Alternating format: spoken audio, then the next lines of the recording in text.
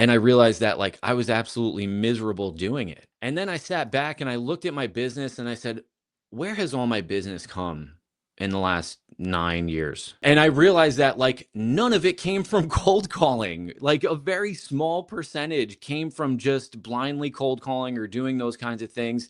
And I said, well, they've all come from, majority have come from referral and networking, like through social media, through going out to events and just like being out. We know all real estate agents want to acquire clients consistently so that they can grow their business and income for that great lifestyle. This broadcast brings you the best and top people in the industry to support that quest. This is Dave Fanale, and I'm here to bring you the Real Estate Skill Builder broadcast, Real Estate Talk TGIF, brought to you by Real Estate Skill Builder and Align, your premier real estate solution. Hey everybody, we're back with the old backdrop as well, but today's guest is someone I've had the privilege of watching grow over the years. He started his career, actually, believe it or not, with me many years ago, and has since built something that's becoming increasingly rare in industry, a business based on relationships, community involvement, and trust. He's the co-founder of the Kopec team, known by many as the Real Estate Pete. But what interests me the most isn't the real estate, it's how he's expanded into entrepreneurship, marketing, AI, personal development, and creating what he calls a life by design. Well, let's find out what that really means with my good friend, Pete Kopec. Hey, Pete, welcome to the broadcast. What's up, Dave? Thanks for having me. Oh, you're welcome, man. I'm so happy you're here. There's so many things that we've talked about over the years, and watching you get started and watching you blossom has been really exciting for me in the background. But before we get started, I have to ask you a very important question that I ask everybody on the broadcast, and 90% of the people get it wrong. And the question is, what does TGIF stand for? Thank God it's Fanale, or thank goodness it's Fanale. I'm not sure which one. Thank you so much. And I did do that when you were on the last time, because I actually watched a little bit of the episode the other day. Anyway, man, here we are. It's 2026. You've been in business a good amount of years now. 11 years ago, we started. I came into your office and we got started, man. It's crazy to think about. It's been 11 years. I actually remember our first conversation. We won't get into that. And I remember a lot of different things. There are a lot of bright spots in my career at Century 21 UDAN. You're one of them. So, hey, man, talk to me about how you got to me, how you got to this business 11 years ago, and how you have come to be that relationship person. Yeah. So, I mean, for me, my real estate has always been in my family's like conversation, right? Both my parents own and operated a mortgage company. My mom still works in some capacity of the mortgage industry, but they actually, like I said, they ran their own business for a while. So entrepreneurship, real estate was kind of, always conversation at the dinner table. For me, going through high school and stuff, I didn't really know why at the time. I know now, but I wasn't really a great student.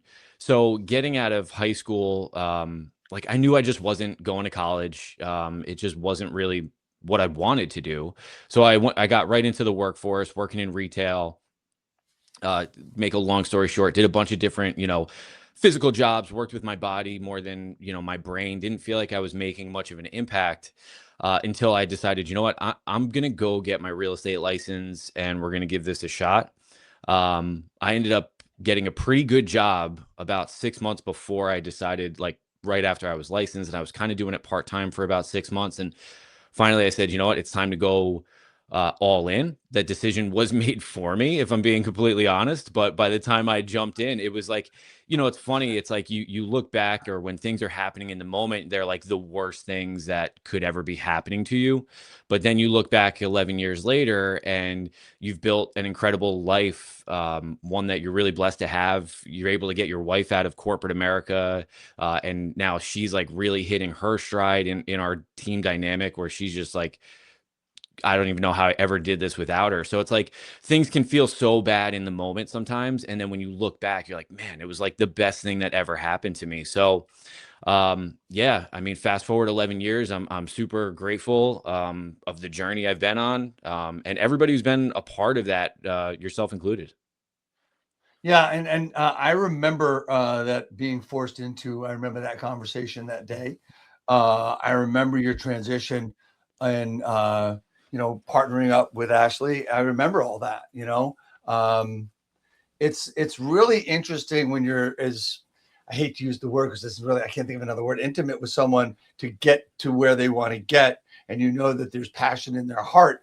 We spoke about a little bit about that the other day, but let's talk about your business, man. You've had you're probably one of the people that I know that has one of the greatest hearts, and that's where your business comes from because you didn't start your business by building a relationship with people. You started it, you tried to do it the what everybody tells you to do. And honestly, what I actually am an advocate for, which is, making the calls, making the repetition, getting those calls in, getting the no's, the yeses, whatever it is. I mean, I base my coaching career on it now. But the questions we ask, the things we do is all about building a relationship. How did you go from one point to the other? And tell us that side and how you transitioned. Yeah, so I mean, it's a long journey. Like I said, 11 years, and I still sometimes feel like I'm like pulling myself out of that. But I think it's funny because in this business, right, there's so many different ways that different people grow their business and are really successful. So like, when you break it down, all the different avenues, literally all of them work. Like door knocking Yeah, works, right, circle right, right. prospecting works, cold calling works, like events networking works. Um, but you have to choose what you are going to actually do, right? We talked about it. You reminded me of when I first was getting started. I was like, that's it. Like, I'm going to come in tomorrow and I'm going to make 200 calls, like cold calls, like this is happening, right?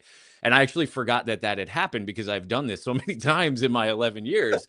But and I did it, right? I stayed as late as I needed to, and I made those 200 calls. And then what happened the next day? The last thing I wanted to do was get on the phone and make more phone calls, right? So it's like I went through this whole progression, and again, I still go through it. I think it's like human nature, it's natural, but like you go to a conference, for example, or you watch something on Instagram, you listen to a podcast, and you're like, I'm going to do that. At least for someone like me, I'm like, that's it. This is what I'm doing next. And it's more about what is sustainable to you, what you enjoy doing. Or Yeah, listen, not everything is obviously going to be enjoyable, but there are things that are going to suck your energy, and there are going to be things that give you energy. And so throughout, that process, I've really kind of experimented with a lot of different things and am learning that if that story isn't the perfect example, and I wish I learned it 11 years ago instead of continued to, try to run through that wall, is that it's what you can do consistently, not what you can do, in one shot or in a short period of time. And so I think through everything, I've realized that like I had to actually step back. Now I did this, I didn't tell you this, but um again, an example of me still doing it. Just about a year or two ago, I said I got an accountability partner, and I was like, listen, I'm going to make, you know, I forget what it was, like 100 calls a day for 30 days or something like that. This is my accountability. Here's what's going to happen. Um, and I realized that like I was absolutely miserable doing it. And then I sat back, but I did it, right? I did it again. I did do right. it. And then I sat back and I looked at my business and I said, where has all my business come in the last 9 years? That's a And it's, really good exercise that everybody should take. Right. Go ahead. yeah. And I realized that like none of it came from cold calling. Like a very small percentage came from just blindly cold calling or doing those kinds of things.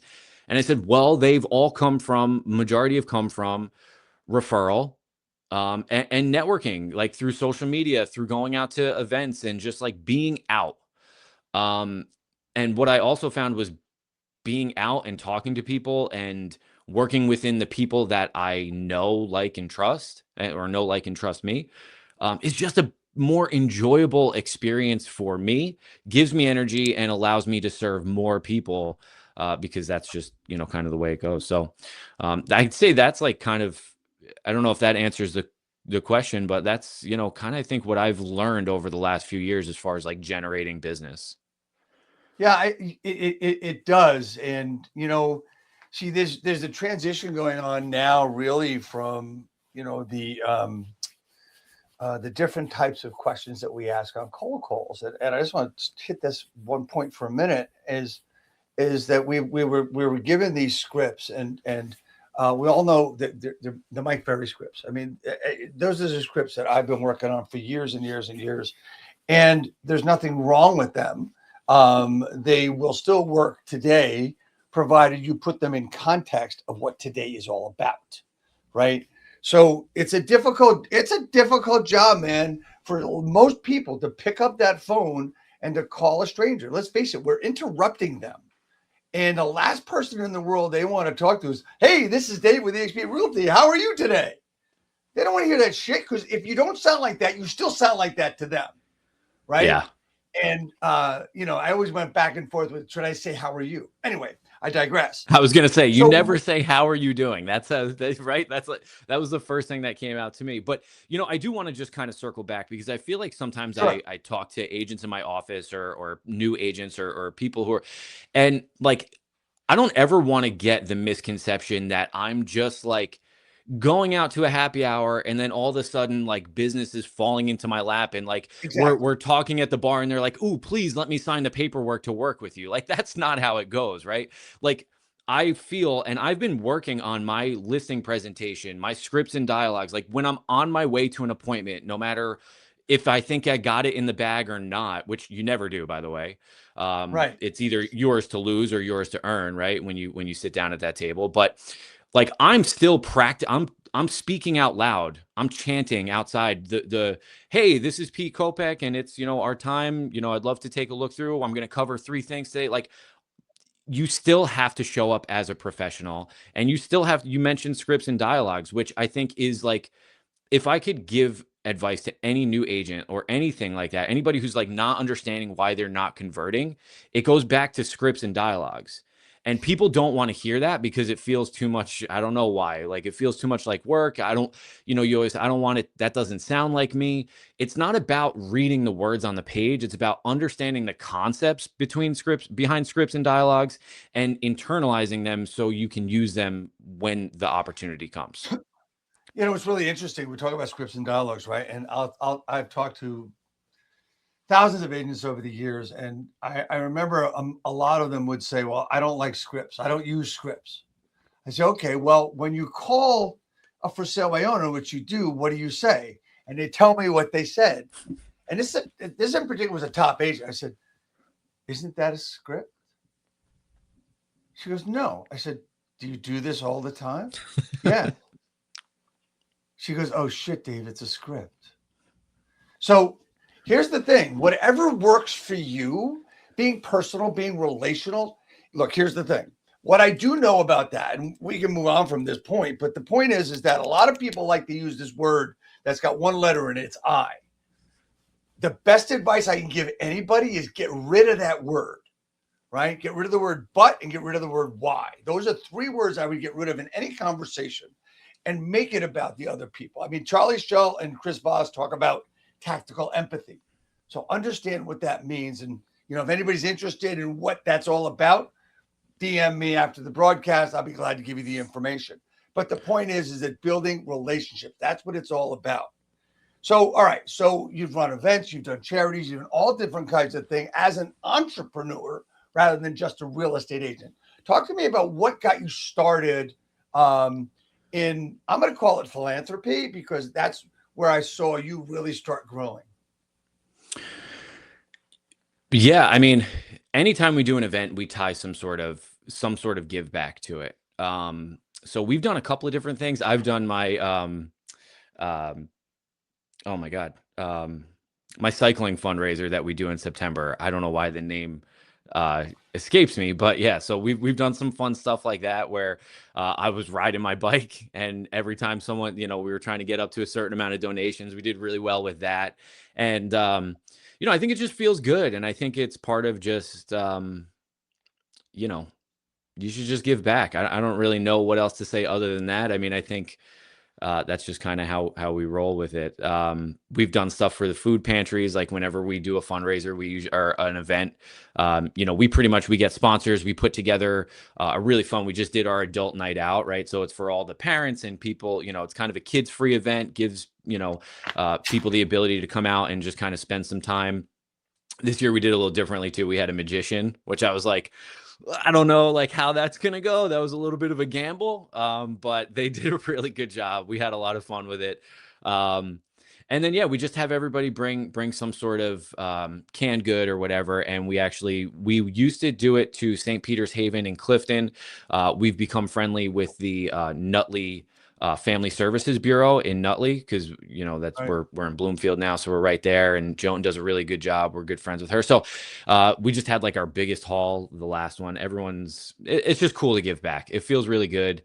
And I think when people know that they're working with somebody that like them working with us helps us give back to other people, like it just kind of makes it a win for everybody. Is that the reason why what you just talked about and the things you do? Is that where you decided to become more of a business owner, entrepreneur than just a real estate agent? Because you're more than that. Yeah. Um, I just love to give back, I guess. I love to see progress in other people. So like my journey has been a continual like just lifting, under the hood, I guess you would say, or just always trying to like find what can make me better as a person, what can help me understand this so that I can then share it with others. So that like if I've just so as 30, I'm 38 now. I think I was 37 or 36 when I have a that last year. I had a mentor help me discover that I have ADHD, which like sounds like okay, so simple and so basic, but like for me it totally changed everything. Like I always tell this story, and I was great fortunate enough to give a talk at an event that was just done. And I shared this story where, basically it was funny because it was like I was having a conversation with, he's a friend and a mentor. And he was like, hey, just by the way, he's like, just check out this book. So he mentioned I literally bought it on Audible, put it on the car ride home. It was like a 20-minute car ride home. By the time I always joke, it felt like I turned on the audiobook and it was just like, so someone thinks you have ADHD. And I was like, wait, what is happening? Because the conversation was not about that at all. And I literally drove home and I remember getting out of the car. And for some reason, Ashley happened to hear me, or she came to the front door and I was like, so I think I might have ADHD. And she's like, yeah, I know. And I'm like, wait a minute, time out. What? And so I say all that to say is then it kind of turned into this journey for me over the last almost 2 years of just kind of understanding how my brain works. And then kind of leaning into the things, the habits, the things that I do, right? So that's just an example now when I'm meeting with somebody, um, that I can kind of maybe point out some things to them, right? And I can kind of see some different things. And I think that person having that impact on me is what I search and try to do with others. And now that could be colleagues, that could be clients, that could be friends. But that's just something that I love to do. I think I kind of maybe went a little bit off topic there with, from the No, entrepreneurial because part, but you hit a nerve with me with the ADHD thing, and it's interesting. I mean, focus and staying away from distractions is something that's very difficult for most people. A friend of mine, a good friend of yours, Dave Radney, uses a product called the Brick, yep. where it cuts off your social media for whenever you tell it to. Um, and I think that was really interesting. And from my last conversation with David, I actually purchased it. So I'm starting to use that now. But talk to me a little bit about what changed for you after the ADHD book or comment or whatever. Yeah. So like once so it allowed me to kind of like, so for anybody who has like ADHD or maybe as an adult has discovered that they have ADHD, which by the way, a lot of entrepreneurs do, they're like literally like, it's like a side effect of having ADHD is you're going to go be an entrepreneur. Um, I think for me, the first thing I realized was like, oh, okay, I'm not broken, right? I'm not dumb. There's not just like this. It's like literally a chemical imbalance in my brain that requires me to have, like, I have a lower dopamine um, baseline, which means my brain is always searching for dopamine, which means I'm always looking for that like next thing, that next thing, that next thing. So some things that I think like that was probably the biggest thing was just like, hey man, like you're good. You know, this thing can actually be really helpful once you learn how to harness it. And, you know, that's why, you know, anyone who has ADHD will understand that like you have like 1,000 hobbies. You're good at all of them pretty quickly because you hyper focus and just get really good at it. And then you get bored and move on to another hobby. Like that's why you have 1,000 hobbies and enjoy doing a bunch of different things.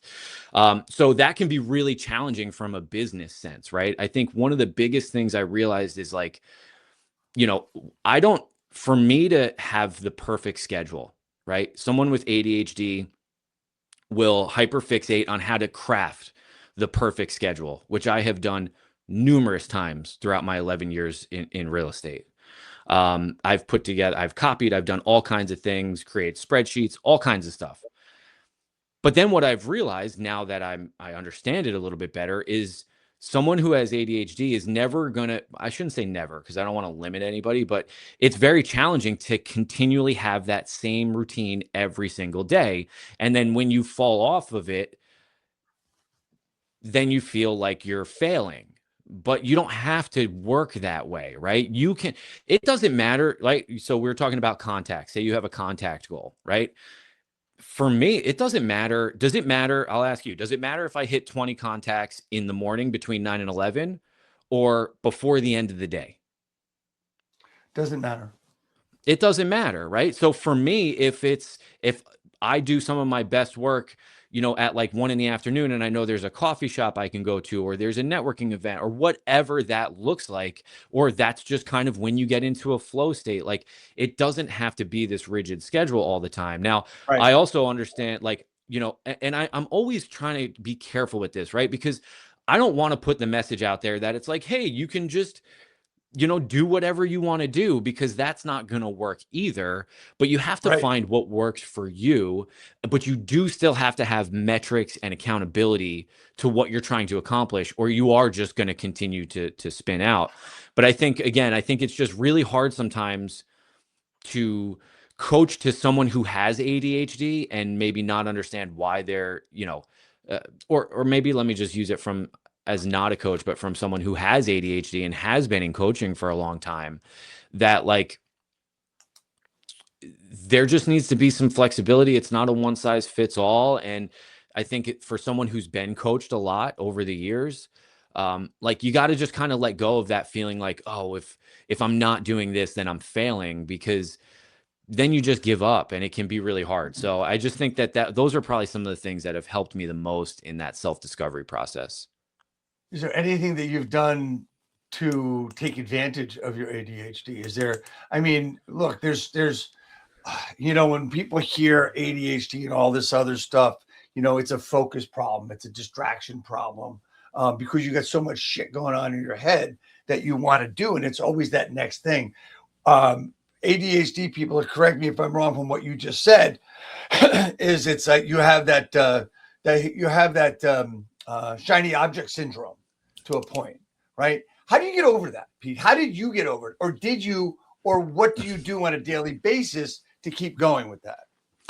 So I'll give you one example, because in our, you know, Ashley and I's in our dynamic, right? I'm the rainmaker. I'm the one who's, you know, making the contacts, and she's operations. So she sees things through. Very common role in any business, and of course real estate as well. So nothing will frustrate an operations person more than a rainmaker who's just coming up with all these ideas all the time and saying, "Hey, we should do this. We should shift everything, and now we're going to go over here and we're going to create this YouTube series."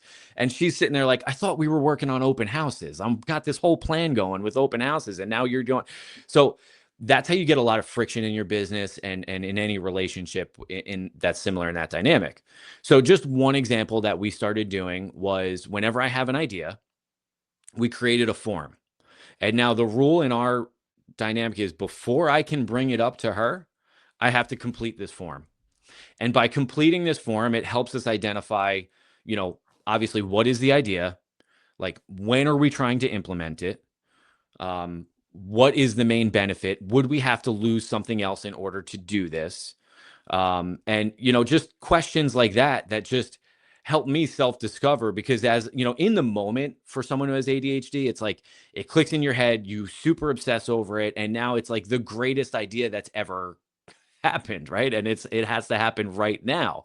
Um, by filling out that form, it allows you to kind of slow down a little bit. It keeps the distraction from going to Ash. It allows me to send it to her so she can review it on her timeline, not my timeline. And it has just allowed us to kind of have a more calm dynamic where it doesn't feel like I'm pressuring, like this is brilliant, I have to do this now. And she's not feeling like she doesn't know. As an operations person, it's about building systems and processes and having a control of the process. And when someone's just continually throwing new ideas, it's just chaos for that person. So since we've started implementing that, that's been super helpful, not only for her, but also for me, because I could get to the bottom of that and be like, crumple it up and be like, never mind, this is not a good idea.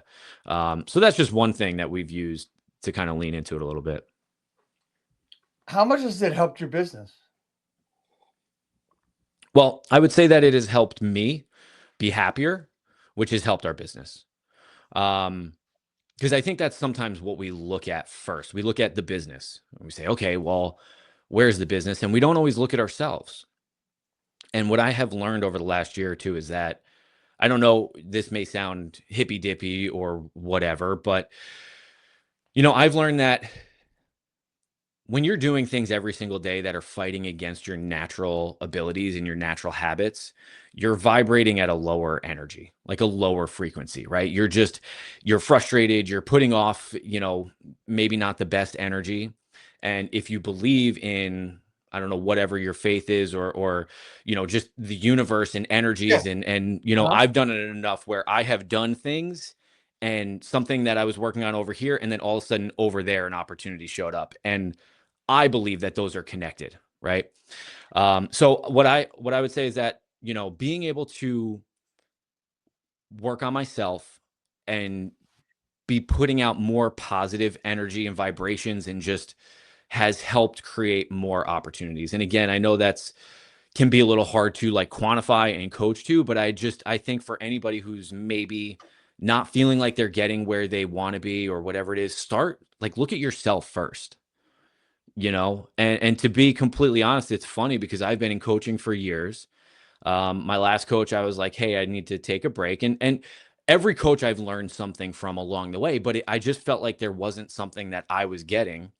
I'm going to be a little, like, I guess, a little vulnerable, a little honest here. I haven't really shared this with a lot of people. I did share it with you, but like, I haven't had a sip of alcohol since January 1st. And we're at May 29th. So like, that's the first time in a long time. And a lot of that was just helping me get right.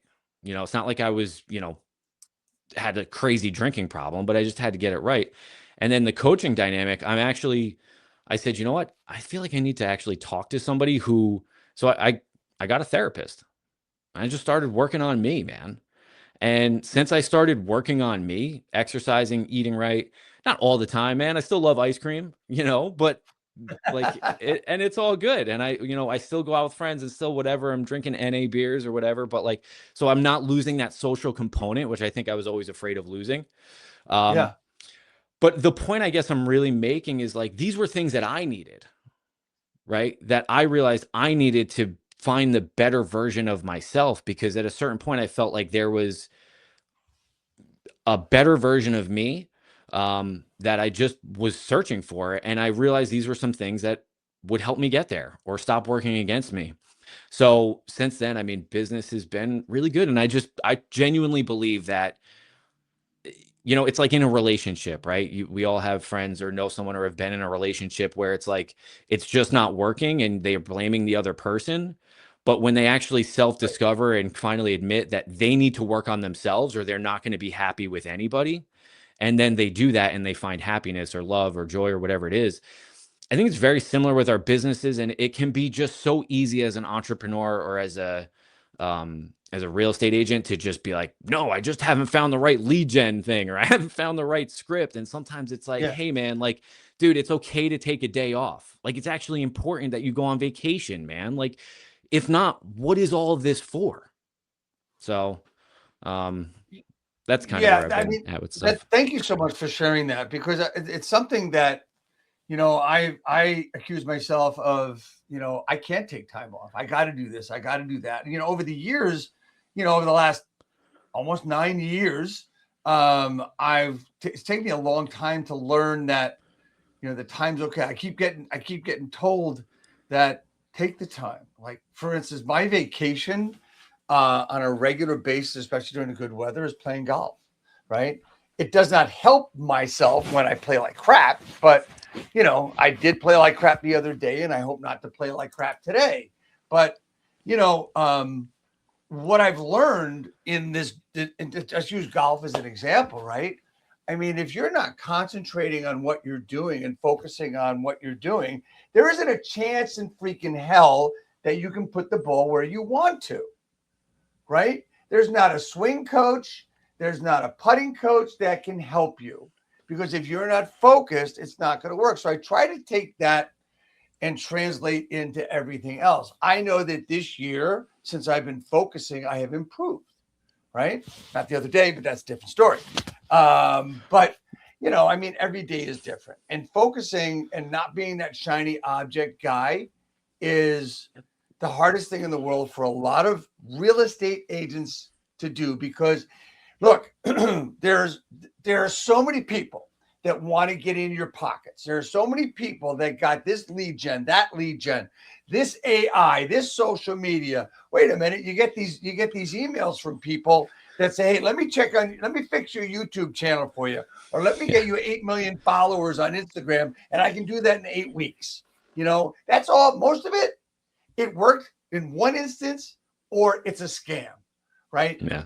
A lot of it is proven, but the ones that I see proven the most is the ones that are talking to you about how to verbally relate to people, building relationships, which is where this conversation started and will be built on and is built on. So all that being said, man, there's a lot of things you've done in your business as far as promotions. And, I think I used AI in the intro. Talk to me about what has been important to you in either technology or things you've learned differently over the past few years. Boy, I mean, so the first thing that comes to mind is, I think it's really cool because a lot of people are really focused right now on how they can use AI in their business. And you should be asking that question. You should be thinking that. And I think as it relates to social media specifically, what I have been finding is that for how well polished you can make videos now, honestly, every listing video just I do them. We've been doing video for years. When I came into the business, I tell people all the time, like people look at me and say, "Oh, you're so good on video." And I'm like, well, yeah, because I had a broker who threw me into video. Like I pretty much interviewed in his office with him putting a camera in my face, which has been a blessing. And it's been really great. But what I have noticed is the more we go in that direction, the more people are craving flaws, basic, in your car being raw and honest about what's actually happening, because it's gotten so real. Like there's a band I follow, and they put out a new song just a few days ago, and I'm actually like, is this AI? Like that's the thing that we all have our AI meters on. Yep. So Yep. the more like real and personable and you can get your actual self out, the better you're going to be. I saw someone post, gosh, I saw an agent post something yesterday that was like, I don't even know what she was promoting, but it was like an AI picture of her. And I'm like, this is a totally different person. Like, what are we doing? And so, um, I don't know. I just think that with more AI and more stuff, it's like the more human you can be and the more real you can be. I think you're going to see, I think you already are seeing, and you're going to continue to see like that's going to be the next push. I think when it comes to AI, I know Ashley is really working on some stuff with Claude to really, the operations and the systems back end of our stuff. I've never Workflows, in been, other words. Yeah, workflows and just kind of that kind of thing. I think what's interesting is like a lot of people are so afraid of AI, especially in the real estate business. Okay, so we've known Zestimates have been around for forever. And it's always Yep. been pretty easy because we're like, hey, even the CEO got his Zestimate wrong by like $1 million or whatever it was, right? The CEO of Zillow, right? But now, and I'm just gonna go out there and say it because the public knows it, so whatever. But like, they can actually do CMAs like ChatGPT.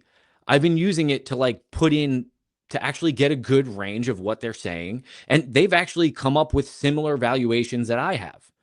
Now, they couldn't do that on their own because they've never actually been in the house. But like Right. using that as a tool to say, okay, this is the range. I mean, you always have to verify everything, but it's like, man, I think my first reaction is like, oh my gosh, this is terrifying. People are going to be able to use this to get the value of their home. But it's like people have been able to get the value of their home for years. So why not lean into it, use the tool, and then make adjustments necessary and save time? So that allows me to spend more time speaking to people, being in front of people, explaining the information. So I think it's like you can't be afraid of it. It is scary. I get it. But I that's a lot think of I what I've been think using it for. I think the most important point there is it to help people with their daily lives, help people with their workflows. We said years ago when Zillow came out with this estimate, there's one thing that I did. I researched actually this estimate, and I dug really deep into Zillow's website, and it came and said Zillow cannot know anything about this estimate simply because it has no data, right? It would come out with a number, based on whatever it had was given. So they had no data. Then the next thing, when they had the data, let's face it, Zillow's never been in your house. Claude, ChatGPT, Gemini, never been in your house, right? Now, the pictures that are taken are distorted. They've been freaking distorted for years. I mean, how many houses do you go into, Pete, that you thought the living room was like this huge room and it's holy shit, I got to be like this, right? Yeah. So I can't stand it. And our MLS used to be really good at watching stuff like that, but they suck at it now too because there's so much Yeah. AI enhanced photos.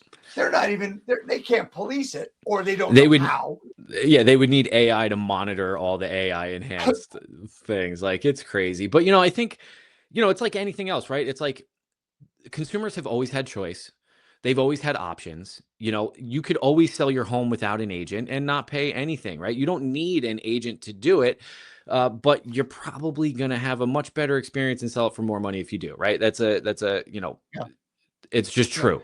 It's the same thing with AI, right? You can have this tool that will give you all the information to get you there, but like go do it and then see that, there's value beyond just being able to get an estimate or just being able to AI your way through a transaction. Listen, and you asked me before about like what's different in my business or what like how relationship is important, man. It's like I walked into a seller the other day and we're on an appointment and he's talking about the neighbor across the street who sounded like honestly he'd give him a pretty good price for the house.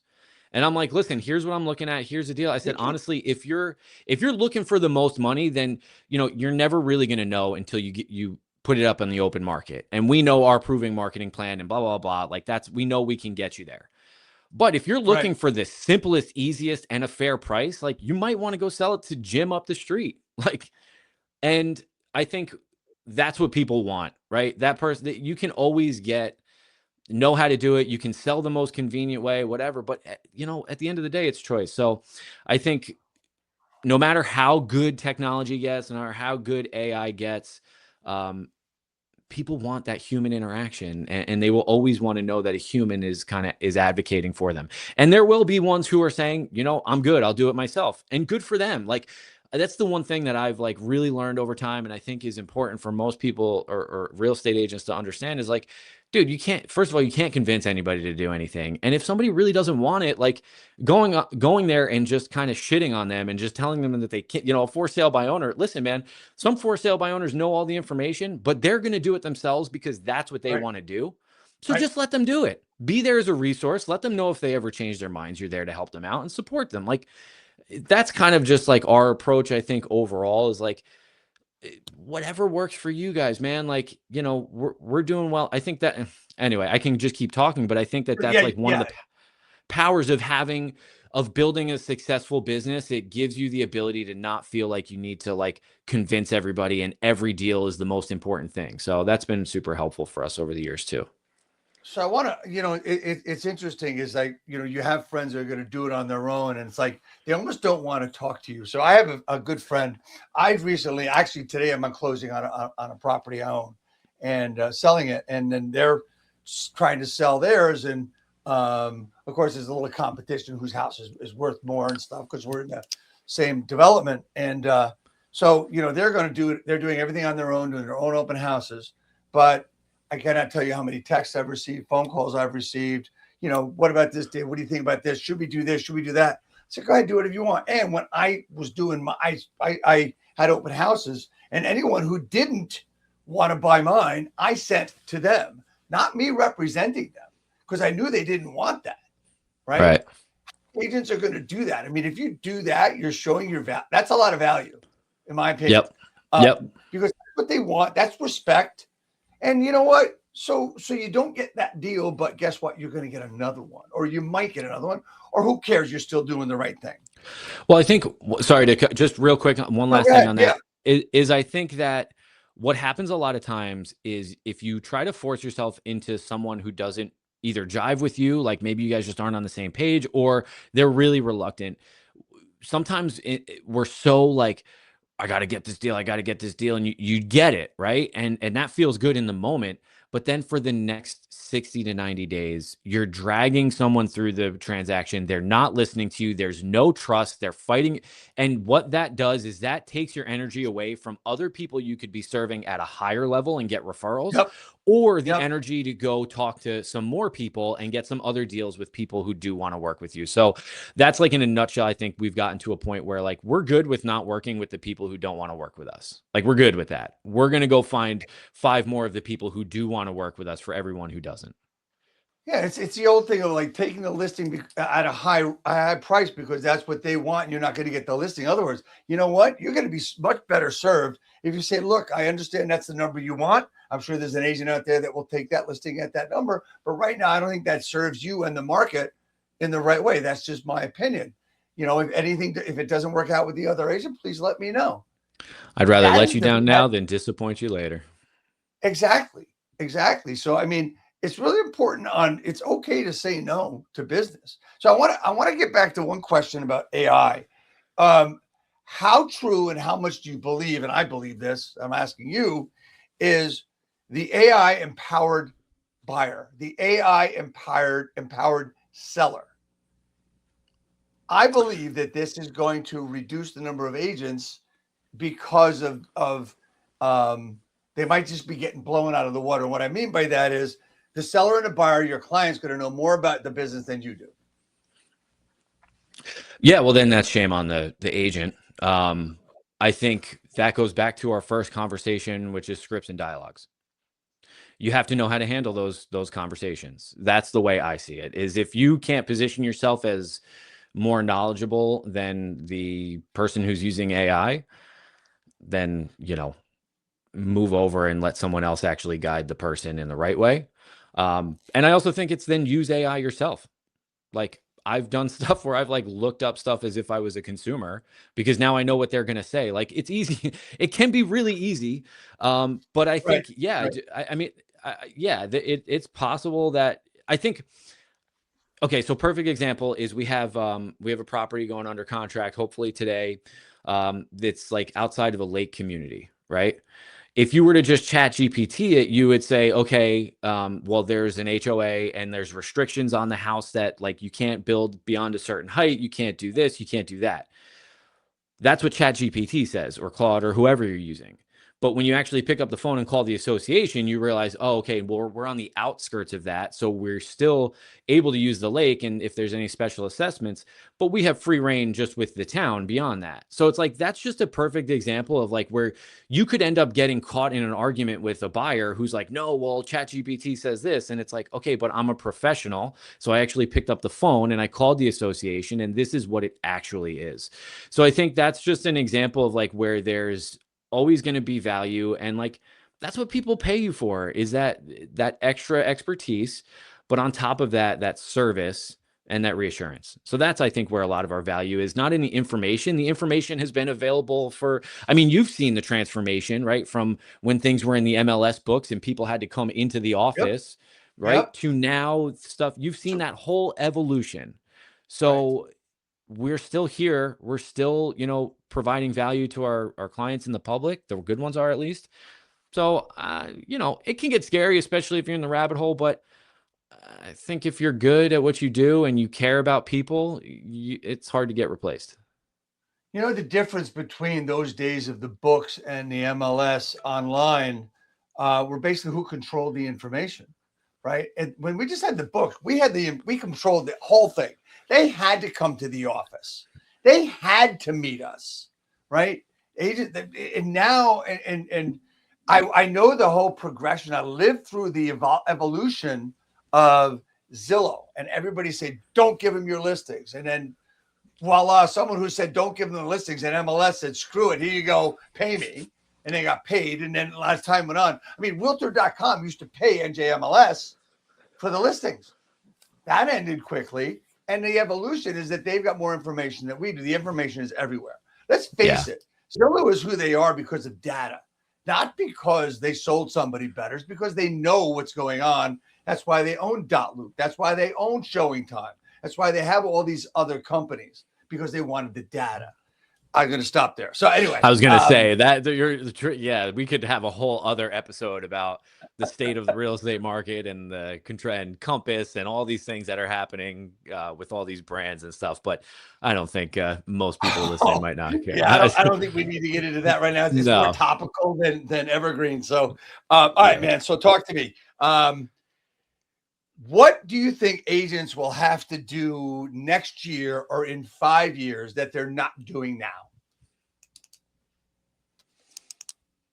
Oh, yeah, good one, right? Yeah, man, that's a tough one. I mean, I don't know. I don't want it to be a cop out, but I feel like there's probably a lot of things that agents are going to have to be doing in 5 years from now that they're not doing right now. And I could speak for myself, right? I think the most important thing, if you're looking ahead at the changes of the industry and all those things, yes, you have to stay up to date with what's happening, how the industry is changing, and like how to overcome some of the challenges, because there's always going to be new challenges. There always has been, there always will be.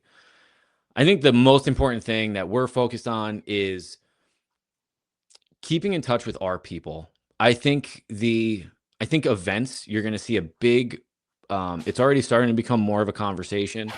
But I think events are going to be something that you're going to see a big push on, because it allows you to get face to face with people in a fun, no pressure environment. And it allows you to give back to your people. And that's something we've been doing for years. And we have some plans to do some more and some fun stuff. So I'm excited about that.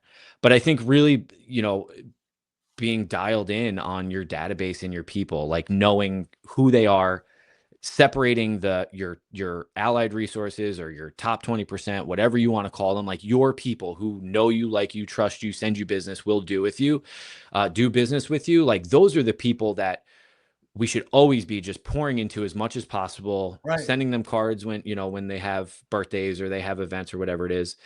And for us, something that we personally are working on over the next, year to 5 years is really building something special for ourselves and for people around us. So, it's just Ash and I right now. We're a small team. Our goal is to get a little bit bigger and to really bring on some leverage points that allow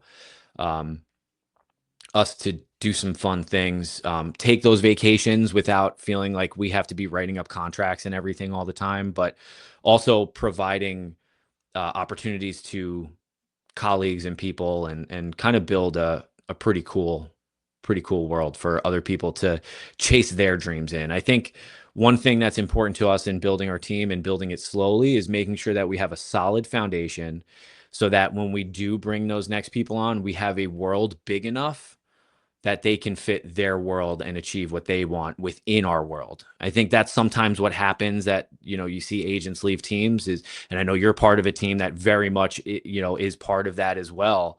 But they're sometimes thinking just about them or just the business or just the numbers.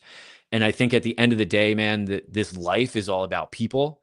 And Zig Ziglar said it the best, right? If you can help enough people get what they want, you'll always get what you want. And so that's kind of like the basis of what our next few years are going to look like. I think one of the things that you have completely discussed today without even hitting the word is, and what I've always thought about and talked about and tried to do is, it's personal. It's a selfish and a selfless business. Selfish in the fact that you want to get as much knowledge as you can and get the questions answered so you can help others do it and help others buy and sell, whatever it is, right? It's all about that. Just one last thing I want to ask you about. One of the things you believe in is investing. You've done some investing in your own. You started to build that. And this is the last thing I want to talk about, because it's a piece that a lot of agents don't see, that you saw and it happened. And when it happened, you were ready. Or maybe you weren't ready and you were scared. Talk to me about that.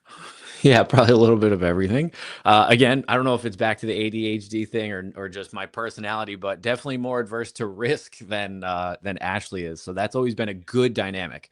But yeah, investing, man, especially as a real estate agent, because you have some tax advantages that a lot of people don't really know about and don't talk about. I'm not an accountant. Right. I'm not a tax professional. I'm not going to give you advice here, but you should be looking into that. But yeah, for us, that's our path toward financial freedom. So for me, I always tell this story because I think, and this is not, it's funny because when I started in the business, I knew that I wanted to own a house, and I was already felt behind on owning our first house. I got into the business. I helped like one or two people buy a house. And then I was like, I went home and I was like, Ash, like, I think we can do this. I think we're actually closer than we thought. And so we did the numbers with her income and everything. We were able to buy our first house. And it's the best thing that we ever did. And we bought it with the intention of like, hey, this is not our forever house. This is a home where we can live in it and then we can rent it out down the road. Then a few years later, unfortunately, the guy next door passed away. We were able to buy that house, move into that and renovate it and rent it. And then I went on a listing appointment for a 2-family in Bloomfield, which is where I am now. And I went home and I was like, hey, I know this sounds crazy. We just bought this last house like 11 months ago, but I think we should consider buying that house as well. And so it's just kind of like snowballed and one thing at a time. And I think it's just always kind of asking the question, like, should I try buying this? And that should kind of be the first thought that I think every realtor should have, and just try to find a way to do it. Pete, that's fantastic stuff. And I'm glad we're able to get that in. Look, I want to thank you so much for coming on the broadcast today. I promise it won't be 7.5 years the next time you're on. Might be 6. No, I'm just kidding. It all depends how long I do it. I mean, we're hitting 8 years in a few weeks. I'm excited about that. And just two things really to end and finalize our conversation today is the most important question that I will ask you or ever ask you, a little bit different than I used to ask you every day, is how can I help you grow your business? Yeah, I mean, I don't know at the moment. I mean, I think honestly, just this is super helpful. Just, for everybody that you've done this for, I mean, I think a sign of gratitude for just trying to make the industry a better place. I think you just continuing to pour into others hopefully helps me meet them on the other side of a transaction or something like that. And then, we have a good deal and everybody wins. You get a good client, they become a good agent, they get to coach their people and everybody wins. So I think just keep doing what you're doing, man. Just keep pouring into the industry. And that's good enough for me for sure. Thanks so much. And last but not least, the token of our appreciation. Oh, yes, sir. Yes, sir. I see you've got the blue now. You've got it in blue. Yes. We've had black, we've had blue, we've got gray. We're gonna have a new version of the gray coming out soon. Hey man, thanks so much. God bless you and your family. Stay on as we go out. Next week, we have Kyle Draper, the Coach Kyle Draper. We're going to talk about social media, a lot of great things. He's an amazing individual. We'll have a lot of fun. Thanks so much. We'll see you next week.